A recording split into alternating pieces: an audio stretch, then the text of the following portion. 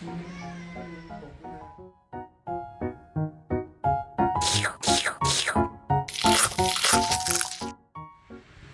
are you not eating? Hindi ba ba?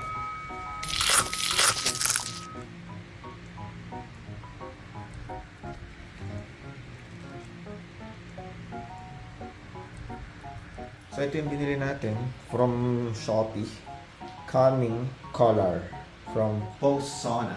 So, ayan, yung nakikita nyo na nasa leg nila. Hindi ko alam kung nag-work o dahil kumakain lang sila kaya sila nag-aawal. Pero malaman natin. Ito na siguro yung pinaka-close na kain nila for the longest time. Ewan ko lang kasi nag-hiss na siya kanina eh. Kaya rin natin-trigger si Stitch kasi sobrang traumatized ni Milo. Pag nakikita niya tong baboy na to, nagre-react na siya agad. Tapos ito naman, napipigon, nabully niya. Ewan ko, tingnan natin. Pag nag-away sila ngayon, mas-stress yung nagbibideo ngayon dyan sa likod. This lasts for 30 days as advertised. So let's see how it goes for the next few minutes or hours. Balitaan na lang natin kayo kung magsuntukan sila. For now, kain muna kayo.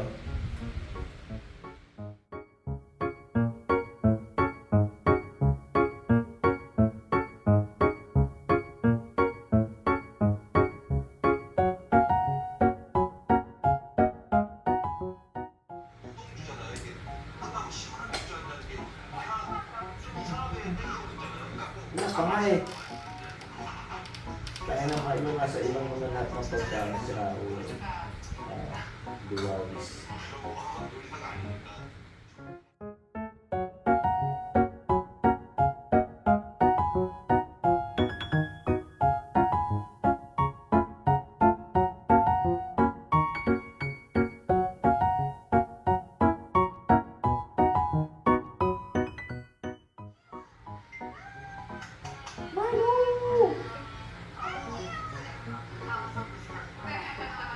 Ay.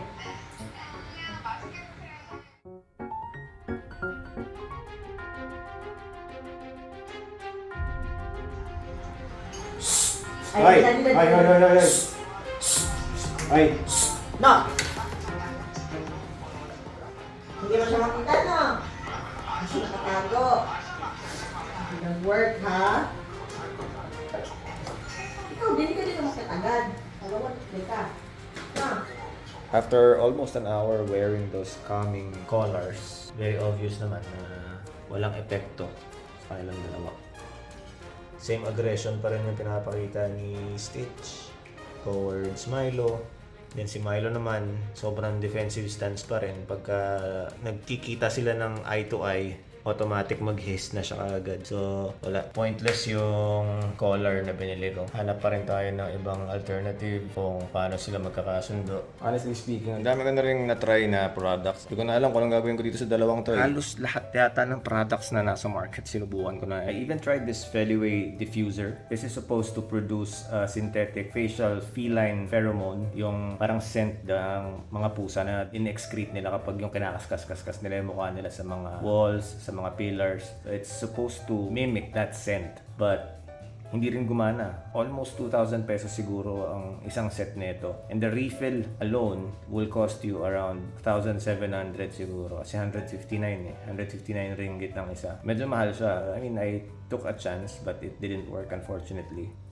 Hindi ko na alam kung ano gagawin ko sa kanila. Parang gusto ko na sprayan ng catnip sa mukha. Direkta silang dalawa. No? Mga 4-5 spray para ma-high sila. Tapos pagtatabihin ko, wala eh. Hindi talaga nag-work. Ayun, nandun na si Stitch. Nasa ilalim, inaabangan niya si Milo na tumawid. So pareha silang nagtatago. Though pareha silang nagtatago, itong isa, si Stitch, nagtatago yan, obviously, dahil waiting for the right time to strike. Ito naman si Milo, nagtatago dito dahil baka sunggaban siya anytime. Well, actually, hindi pala baka. Susunggaban talaga siya ni Stitch anytime na magkaroon siya ng pagkakataon. Bad trip na rin siya din kasi syempre pinagpipilitan ko silang pagsamahin. Kaso ayoko rin kasi na hayaan lang ng ganito. Yung tagal-tagal na eh. Syempre, sino bang tao dito sa bahay? Diba? Kami ang tao. Hindi naman yung pusa ang masusunod at magdidikta ng mga bagay-bagay dito. Sinusubukan ko pa rin na, nakakapagod naman talaga na mag-try ng kung ano-anong products, iba't ibang approach. Sabi ko nga, hindi ako susuko sa dalawang to. Kasi sayang eh. Pareha sila siguro para mga 6 or 7 years old na sila. Kukunti na lang buhay na ito. Di ko alam kung hanggang mamatay na lang ba sila, hindi na sila talaga magkasundo.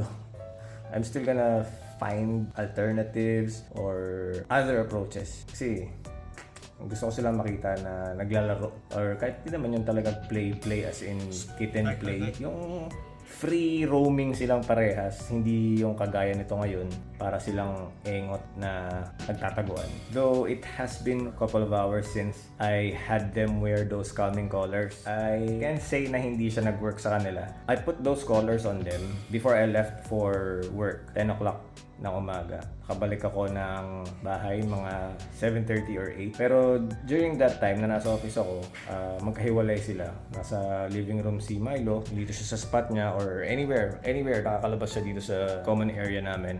As long as si Stitch, nandun sa master's bedroom. Naka-collar sila all throughout the day and magkahiwalay sila all throughout the day. Nagsama lang sila dito sa living room nung umuwi ako. Kasi hindi rin kayang bantayan ni Andeng na siya lang, baka high blood din yun, ano.